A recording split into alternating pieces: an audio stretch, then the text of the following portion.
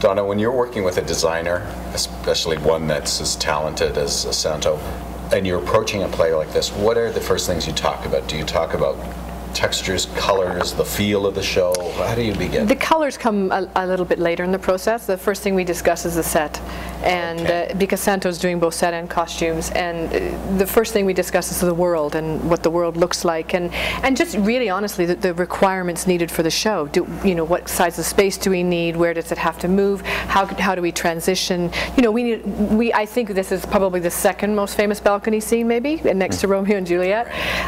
So we need a balcony, and we need to have a bare stage at the end in Act 5. So there's a lot of requirements, and I think Santo's come up with something that I like to move things on stage, especially in the festival stage where you need to do it in front of the audience. So it needs to be functional and quick and quite simple. So yeah, but we're going to have a segment where we actually look at some of the elements for this. But I can see also it's variable. You get a lot of different looks. This set moves quite a lot. It can do many things for us and create different worlds, and we go from one location to the next, and we go very quickly.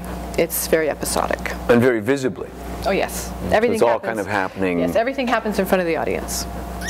Magic. Wow. Starts in a theater and is therefore theatrical, and so that the convention is all-inclusive. Watch us make the magic. Well, and watch us make a theater, and hey, I've got a table and some chairs. There you are. There's a stage.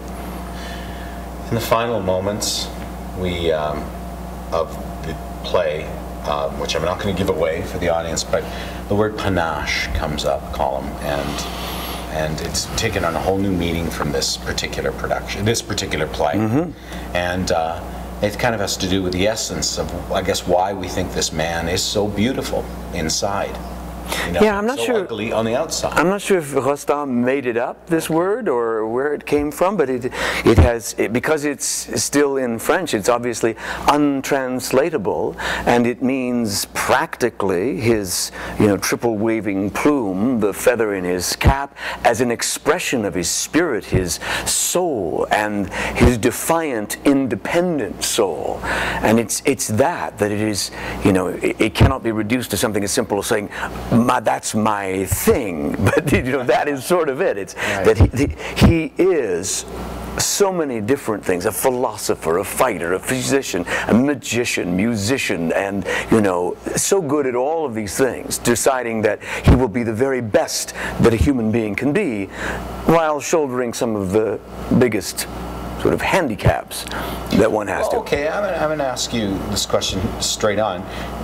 It's a great romantic achievement because inside he's so remarkable for all the reasons you gave, but outside he's ugly and knows it and feels it, and so like the Hunchback or even a character like Falstaff, who's grotesque on the outside and remarkable on the inside in his own way.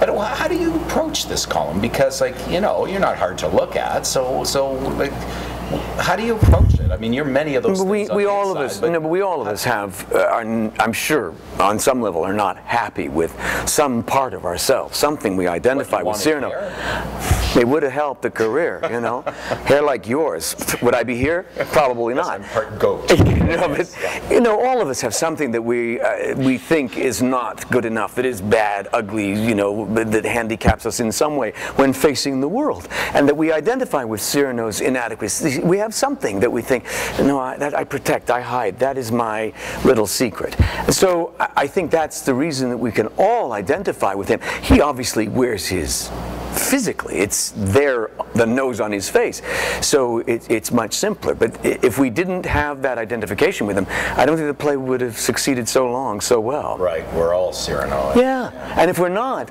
or we aspire to be, I'd love to be that, decisive, independent, broad-minded, affable, kind, endowed with wit and liberality and courage and courtesy, all those things he calls himself. Donna, what was your first encounter with the play? This one? Yeah. Would have been in 1994 when Colm did it last. We were married that year.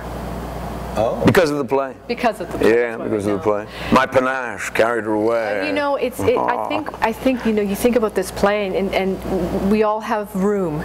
in our life for more imagination, more romanticism, more heroic behavior, more moonlight, more all of that. And this is I think we need this. Especially I think, now. Right now, I think we need some of that. And you know, it's one of those plays that it has all the elements of a fantastic story, and it's great storytelling. Yeah. In both Oklahoma and Oliver, I found that you found a real balance between the elements that are sweet and also finding a kind of reality to it. There must be a lot of assignments coming your way as a director, Wonderful Life. Not so much this, but people must be looking for a good time. How do you, as a director, find a balance between the two so you make it? I think you just try to tell the truth, and you try to find the truth of the piece, and to guide your actors just to be honest. And you know, the material, you pick your material wisely, and if it's the story you want to tell, then I think you attack it in that way. And that if everybody comes to the table and says, okay, we're just going to tell this honest and simply, then I think you can strike the balance. And you also come up with ideas at 6 o'clock in the morning. In the morning, yeah. Good ideas, very good ideas, and ideas that have changed certainly how I looked at it and how I did it. I had a memory of some of the music of things I'd done before that has to be, you know, broken and re-examined and completely rethought, which is more than work than I expected to do, but it's a very good thing. Well, we're all glad that you're doing that work, that you're up early doing the work, up late doing the work. Now get back to work. Yeah, because we're going to get the benefit of this beautiful production of Cyrano. So thank you very much for taking the time to do this, because I know how busy you both are.